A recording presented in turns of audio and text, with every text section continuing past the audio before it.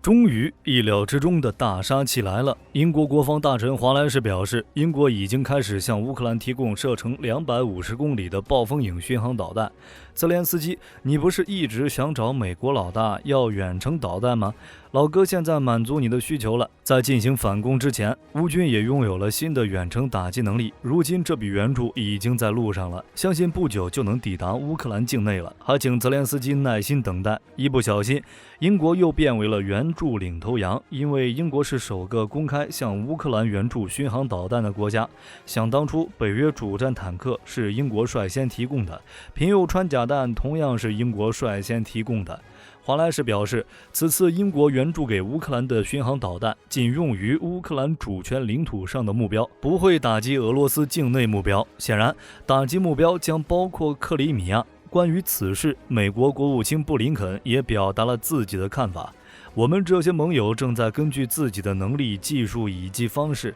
对乌克兰进行各类援助。在这个过程中，美国为乌克兰提供一些必须用到的，其他盟友可以不跟美国一致，只要符合乌克兰需要就可以了。而英国援助的暴风影巡航导弹显然是乌克兰在反攻前最想要的武器。目前，美国正在与50多个国家合作，将会根据乌克兰战场的实时战况，对援助内容方式进行调整，并保证乌军可以得到一切需要的东西。而俄罗斯的反应果然不出所料，依旧是在国际上大声抗议，但有什么用？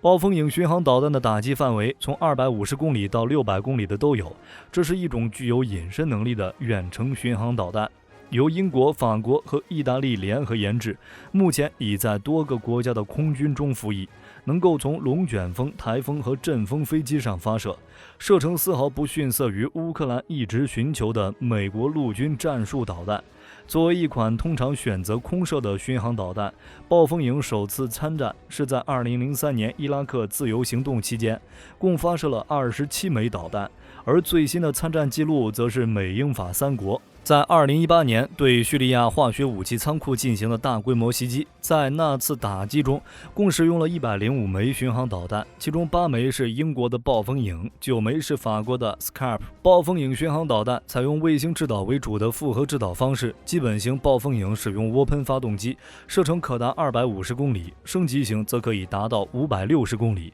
此前，乌克兰并没有射程超过150公里的导弹，所有俄军将军火库与补给线都设在150公里以外，而暴风影的到来将极大提高乌军作战能力，使其能够在夺回克里米亚的战争中有效打击俄军后方指挥部和弹药库，甚至摧毁克里米亚大桥。英国的暴风影巡航导弹智能水平非常高，通过图像攻击目标精度高，规避拦截导弹的能力也很强。暴风影具有低可探测性，主要是依靠非常低的巡航速度，飞得越低，俄军雷达就越难发现。暴风影巡航高度一般在30到40米，并且是全地形贴地飞行。通过外形隐身设计与弹体隐身涂料，还能够使导弹拥有一定的隐身能力。再加上低空飞行，俄军雷达很难发现。另外，暴风影还拥有最聪明巡航导弹的称号。暴风影通过预加载有关目标的全面详细信息，以及到达目标所需遵循的轨迹，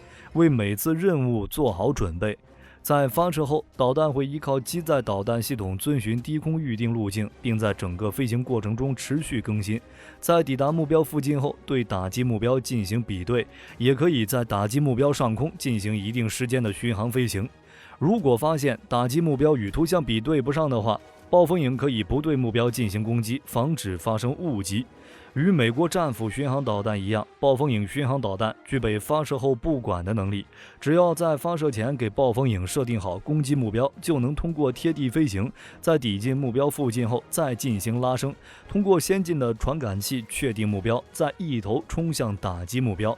暴风影装备了2级弹药，在击中目标后，会依靠尖顶和弹头的聚能弹药，先在目标上打开一个口子，然后再将第2级的450公斤炸药引爆，确保能够摧毁目标。按照火力军的推测，可能会是射程250公里的版本。目前，北约国家所装备的暴风影射程一般在560公里，但提供给乌克兰的是出口型号，是会控制在300公里的射程，因为存在一个导弹科技控制体制的机制。根据这个机制，成员国需要限制导弹技术的扩散。美国、英国、法国、德国以及日本等都是该机制的成员国，而乌克兰在1998年也加入了。不过，这个机制并没有强制性，成员国也没有义务按照这个机制的要求去限制导弹技术的扩散，全凭大家自觉。之所以存在这个机制，是因为成员国担心导弹技术扩散到一些不负责任的政体中，然后给导弹换上核弹头、化学或者生物弹头。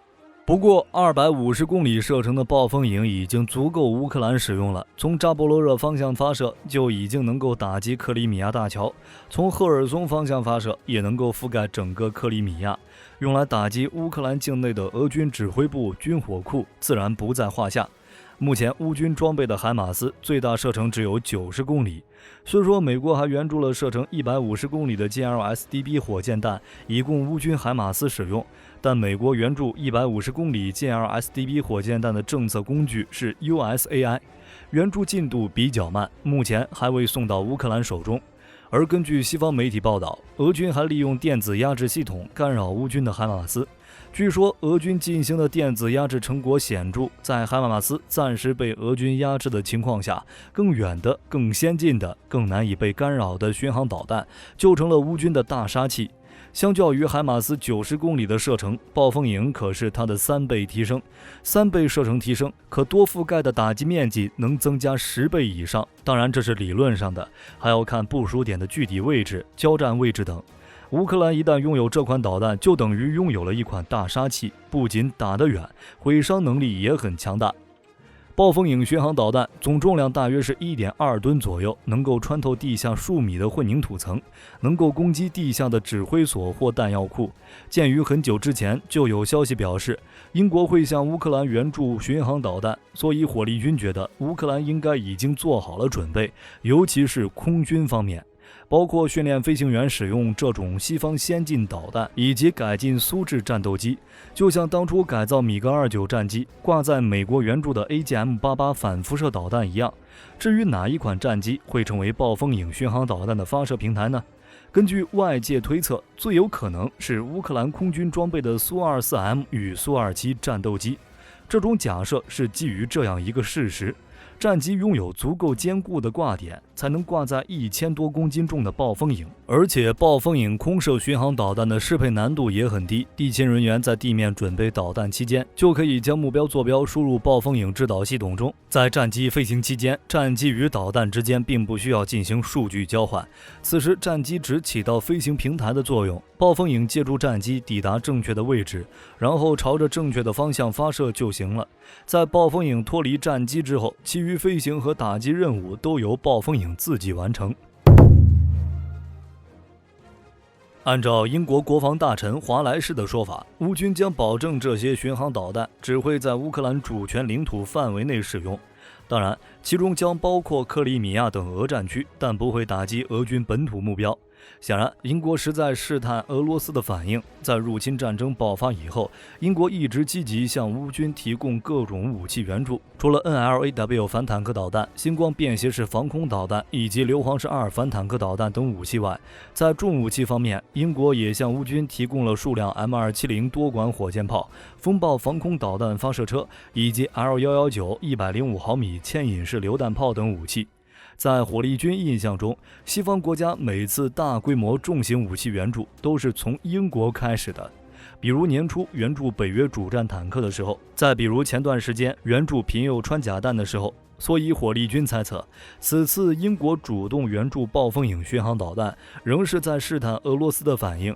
对于英国此次援助，俄罗斯已经表示会做出回应。然而，在西方援助海马斯火箭炮的时候，俄罗斯表示会反应；在西方援助主战坦克的时候，俄罗斯还是表示会反应。甚至在克里姆林宫被袭击后，俄罗斯发出的声明仍然是进行反应，但俄罗斯的回应力度从没有进行过乘机，一般都是通过轰炸乌克兰境内当成这些事件的报复，都快让乌克兰习惯了。俄罗斯也有点被温水煮青蛙的感觉。现在英国已经宣布会向乌克兰援助远程打击武器，俄罗斯能做什么？除非直接摧毁英国援助的武器，但俄罗斯并没有第一时间能够定位的能力。英国尝试向乌克兰援助远程打击武器的背景是乌军正在准备对俄军进行大规模反攻。泽连斯基也知道此次反攻并不会轻松，但想要彻底结束，要么乌克兰认输，要么俄罗斯认输，除此之外没有其他选择，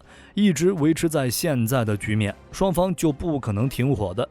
而对于俄罗斯来说，只要维持现状就是获益状态，所以持续性的僵持对乌克兰来说是失败的局面，所以才会一直向西方寻求援助，对俄罗斯发动反攻，以求打破现状。在乌克兰战场，英国是援助乌克兰武器的急先锋。在战争还没有爆发之前的1个星期左右，英国就为乌克兰援助了数千枚的反坦克导弹。因为当时英国获得情报，知道俄罗斯即将入侵乌克兰，所以才会提前援助数千枚反坦克导弹，也确实帮助乌军阻挡了俄罗斯装甲部队向基辅推进。之后，英国又带头援助乌克兰，虽然在援助规模上比不上美国，但在先进重型装备援助方面，英国称得上带头人，带动美国与其他盟友向乌克兰提供新型武器。此次英国援助乌克兰暴风影巡航导弹是先援助再通报，打了俄罗斯一个措手不及。当然，西方国家没有义务告知俄罗斯。美国官员还表示，暴风影巡航导弹将真正改变乌克兰战场的游戏规则，而英国主动援助暴风影的举动也有可能会带动美国、法国与德国开始对乌克兰提供250公里巡航导弹的援助。如果其他盟友也能跟进的话，那俄罗斯的噩梦就来了。现在就看暴风影这种隐身智能优先进巡航导弹的实战表现了。尽管俄罗斯方面也将 KH-101称为隐身巡航导弹，但实战证明俄军发射的 KH-101并不隐身，大多数都被乌军防空系统击落了。让我们期待这款导弹的表现吧，希望英国能多提供几枚，数量少了不够用。好了，本期影片就到这里了，我是火力军，咱们下期再见。